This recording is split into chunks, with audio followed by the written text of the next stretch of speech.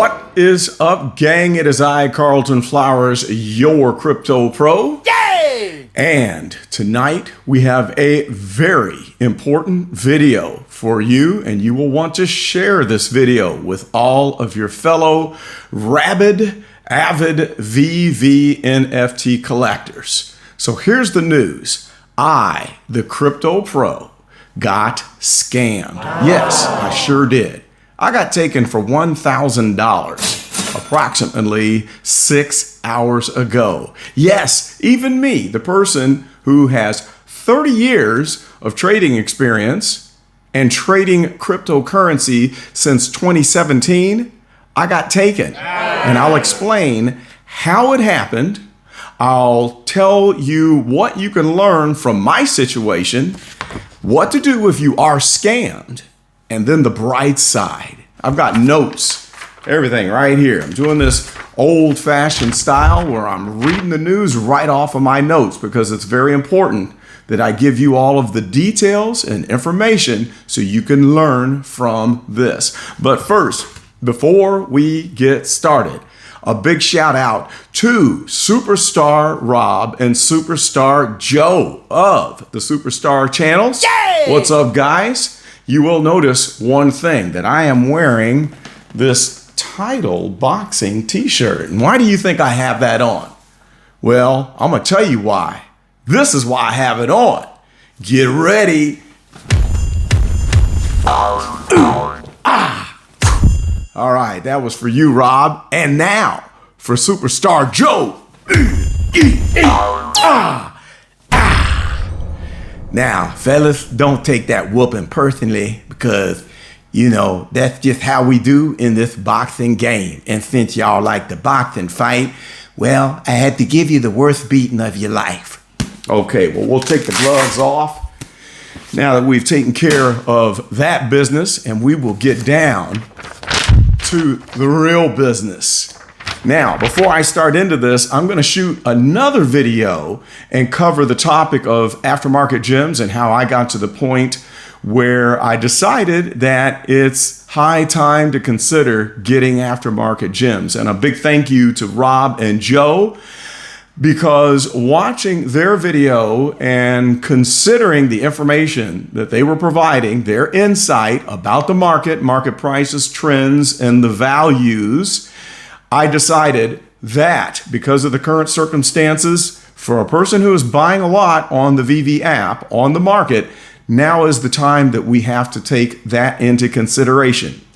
But on to the good stuff. How did the crypto pro, of all people, get scammed? Well, here's how it happened. After I made the decision that I was going to get aftermarket gems, I thought, all right, I don't want to spend the time in Telegram groups and, God forbid, Discord, because I hate Discord. I didn't want to hunt people up and track people down and find out who was legit because I'm too busy. I have an engineering consulting business, a marketing business, and a body shop business, amongst other things. And so my time is too valuable. And that's why, to this point, I have not been willing to take the chance. But when other well-known people have someone that is a trusted contact, and then we have evidence that several transactions that have been made are out there and that it's a trusted source, well, that makes it a little bit different. Now, Kobe Collects was the guy that I wanted to go through because he's trusted by the superstars. However, unfortunately, I waited too long, and by the time I was ready to pull the trigger, he had already sold out all of his gems. Because of MTL coming and prices starting to creep up, we might be at the bottom, that put everyone into panic mode, and they started snapping up all of the available aftermarket gems, which put a sense of urgency with me to go and grab some while I could. So here's how I got fooled. Me and my sidekick, my very own deputy sheriff that is in my Telegram group, we set out to find someone that could sell legitimate gems. And I had a few people in mind. But I am extremely busy. So I told him, hey, go spend the time and see what's out there, see what you can get. Now, he spent till 4 a.m. the other night to find someone. And he did find someone on Twitter. And let me look and see what this person's name was. It was under, let's see if I can find the message. I've got several messages in here. Ryan Harris is his name.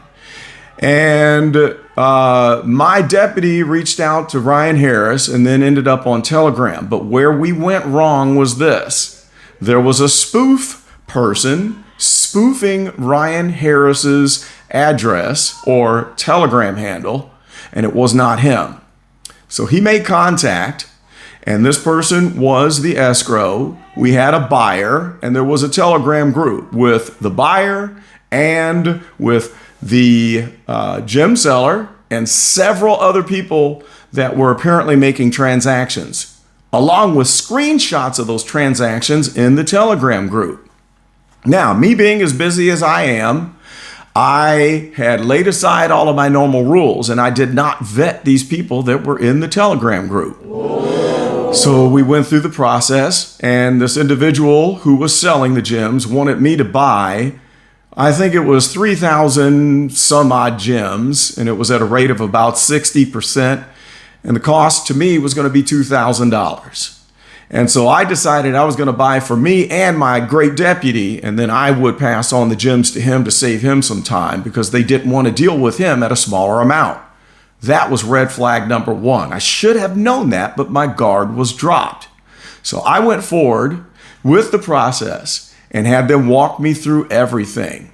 I had to get on to Coinbase and upload money. I noticed that there is a $1,000 limit per day to get fiat to Coinbase. So I could not do the $2,000 amount. Thank goodness that there was a limit. So I told him to contact the buyer and ask if I could only get $1,000 worth, to which the apparent buyer said yes. So I proceeded to Coinbase. I sent my $1,000 USD, and then I had to purchase XLM, which I transferred to KuCoin because there's no network fee. That's free. Once I got the XLM to KuCoin, I had to sell it for USDT. After that was done, I was going to send the USDT on the Tron network, TRC20, not through the ERC20 network, because the gas fees would be a lot higher than the Tron network, which is only $1 per transaction.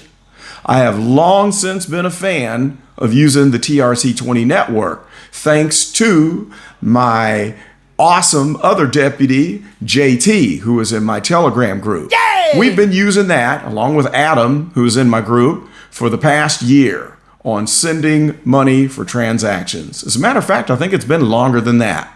Well, at any rate, I sent the USDT. As soon as I sent the USDT and copied the transaction and posted it to the group disappeared. Wow. My individual chat with the go-between disappeared. Whoa. And so did the gem seller. They were gone. Whoa. I had no trace of any of them because they deleted the conversations and blocked me from the group. But they still had the screenshots of the successful transaction to make it look like I was taken care of.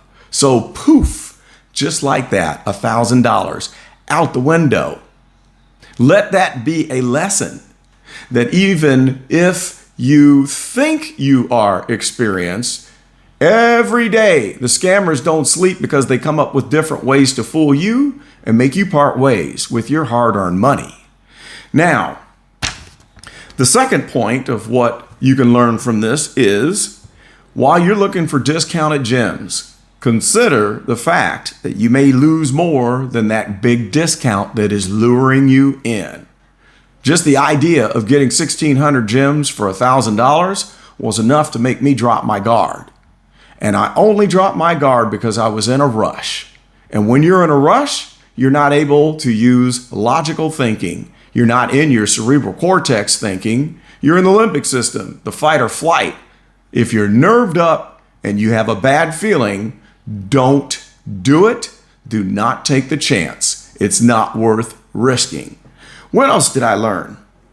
The long short-term gains that you will receive from buying items, even if it's at the retail price of $1 for one gem, will far outweigh the discount that you're receiving.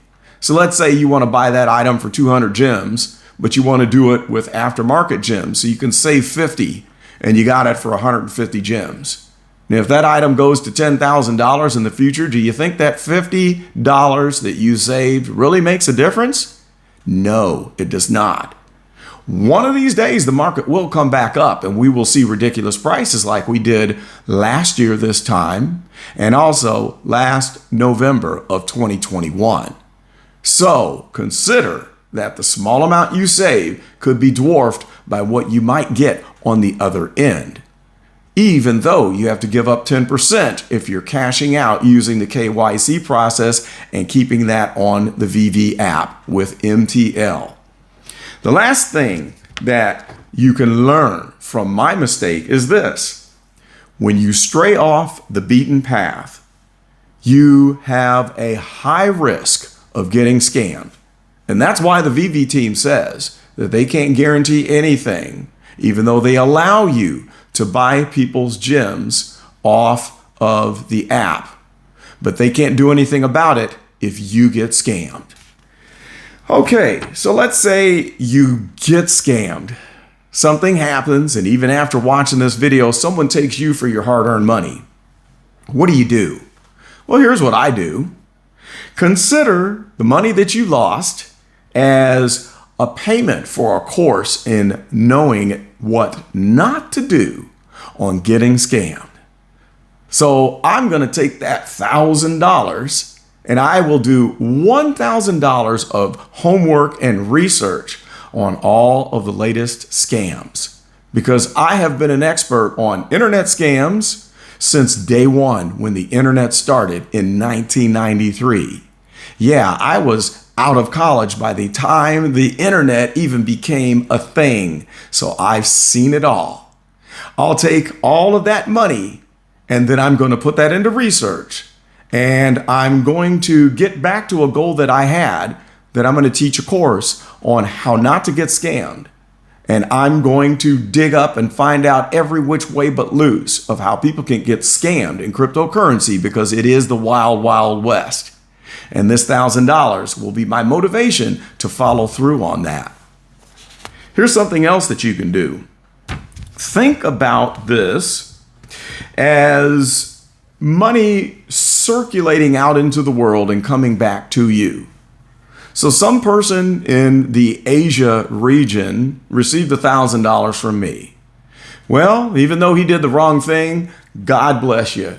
I hope that $1,000 went to support your family and bring you food, shelter, pay a few bills, and do some good. I'll just keep the belief in my mind that there was some good that came from this for that individual who received that money.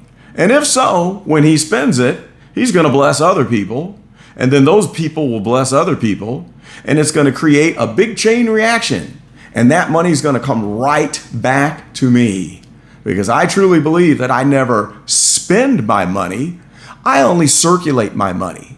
If I pay my neighbor $100 to mow my lawn, he's going to pay someone else to fix his pipes in his house. And then that person will pay someone to bless someone else. And then that person will have the money to come to me at my body shop to pay me to fix their car. That's how circulating money works, because when you provide value, it makes the world a better place, and then the money circulates right back to you. So that's the way that I'm going to think about it in my mind. The last thing that you can do if you are scammed: give more to worthy causes. If I could allow myself to get taken for $1,000, well, I can do a good thing for somebody else. In fact, this very day that I got scammed, I saw a video, a live stream. I caught the tail end of Thompson on his video, sharing the unfortunate news that he had lost his job. I immediately sent him a $20 super chat. Immediately, without even thinking. Because if I can burn through that $1,000 to someone that I don't even know, I should be able to bless somebody that I do know. And then I'm also going to send $100 to my college roommate and fraternity brother who is moving from the state of California back to Missouri right now. He doesn't know that I'm going to do this just yet, but he's leaving California because he's been priced out. He can't live there anymore and afford the high gas, the high taxes, and the high cost of living. So I am going to bless him with $100 to help him with the gas to get back here to the state of Missouri. Give more and you will be blessed. All right, the last part of this crazy story. Looking at the bright side. Whenever something like this happens to you, you should always find the bright side. So I jotted down 3 things that I can think about that will make me feel a little bit better. It's not all bad. In fact, it's all good because a few drops ago, I was lucky enough to land the Darth Vader Ultra Rare. Now, I think the price on that drop was what, 80 gems? And we've seen the Darth Vader Ultra Rare surge as high as 2,500 gems. Right now, as we speak, I think it's sitting at 1,667 gems. Now, I could cash that out when MTL happens, pay my 10%, and I'd come away with about $1,570. That's money. So I'm not going to sit around and cry about that 1,000 USDT when I just flipped 80 gems into something that is worth $1,570 today. But when I hold on to it long enough for the next year or two, I'll probably be able to cash that same thing out for $10,000 or more. So I'm not going to cry over that 10,000 or 1,000 USDT when I know that I'm going to be blessed and I already know the end of the story. What else? I have several other lucky strikes. I received 6 golden moments back before I even knew what they were going to be worth. I scored a golden moment on every drop, except for the partner statue. I should have got that one too, but I thought it was too expensive.